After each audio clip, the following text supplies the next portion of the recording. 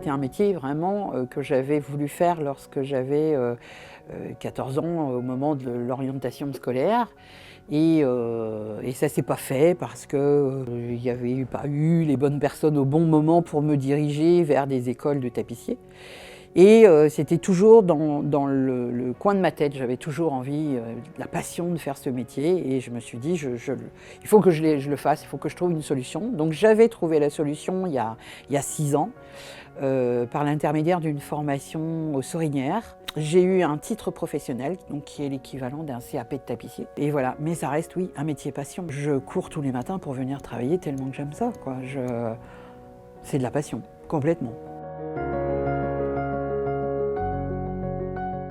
Anne Ciodo a toujours eu un vrai coup de cœur pour ce métier de travail, de patience et de minutie qu'elle pratique depuis 5 ans à Luçon.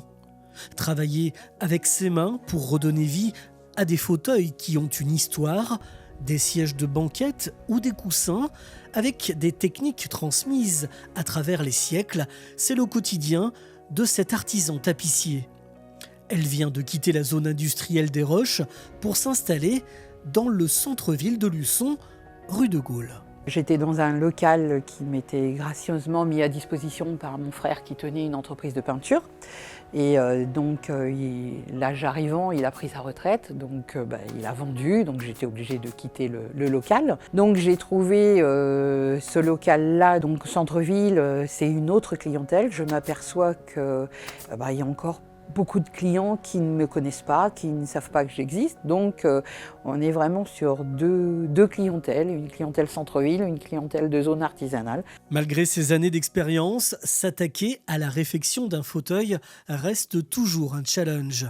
Comme ici, avec cet exemplaire à oreille de style Napoléon III, auquel elle apporte une touche de modernité à l'aide de tissus de qualité provenant d'éditeurs français. Dans son atelier qui porte le nom d'un siège à l'autre, les rénovations sont traditionnelles à base de crin végétal et naturel ou plus contemporaines à base de mousse.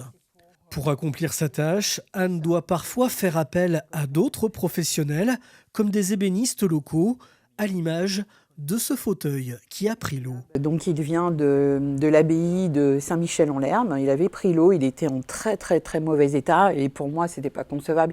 Il y a encore un petit peu de travail à faire ici de rebouchage que je vais faire et c'était pas possible que je puisse le restaurer dans l'état où il était. Donc oui, j'ai fait appel à un ébéniste qui l'a, en fait on est sur du plaquage, il a tout repositionné, il a fait ce qu'on appelle également un vernis au tampon et le rendu est quand même superbe et il m'avait dit que c'était un fauteuil qui le méritait et qui le valait et pareil à l'arrière il a réparé le pied qui était complètement cassé.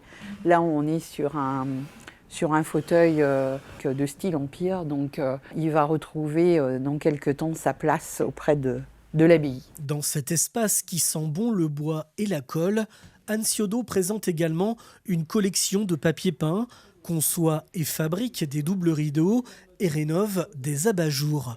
Donc j'ai gardé le pied de lampe par lui-même. Après je suis repartie sur ce qu'on appelle une carcasse.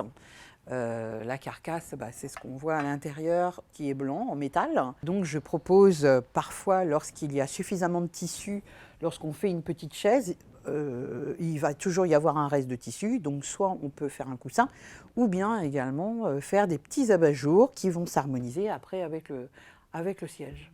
Au travers de la profession de tapissier d'ameublement, l'artisan passe un message en faveur de la planète, réparer au lieu de jeter. Tout à fait, marre de voir que les gens jettent. On peut conserver tous ces fauteuils. Ces fauteuils, quand ils sont de famille, que c'est le fauteuil de nos parents, de nos grands-parents, dont les gens l'ont toujours vu, ils veulent le conserver, même s'ils n'ont pas une fonction principale d'être assis dessus, mais qui vont être dans une chambre ou quoi que ce soit. Il ne faut pas les jeter, non, bien sûr que non. Ils sont présents, ils sont toujours là, ils ont certainement partagé la vie de nos ancêtres, donc il faut les conserver quand ils sont en bon état, bien sûr. Si le bois est vraiment très très abîmé, très vermoulu ou cassé, alors dans la limite de ce qui peut se réparer, il faut les conserver. Et je suis là aussi pour savoir et dire oui, on peut les garder et on peut leur donner une seconde vie. Hormis le cuir, vous trouverez tous les styles de tissus pour vos assises dans l'atelier D'un siège à l'autre qui se situe 5 rue du Président de Gaulle à Luçon. Il est ouvert du lundi au vendredi de 9h à 12h et de 14h à 18h.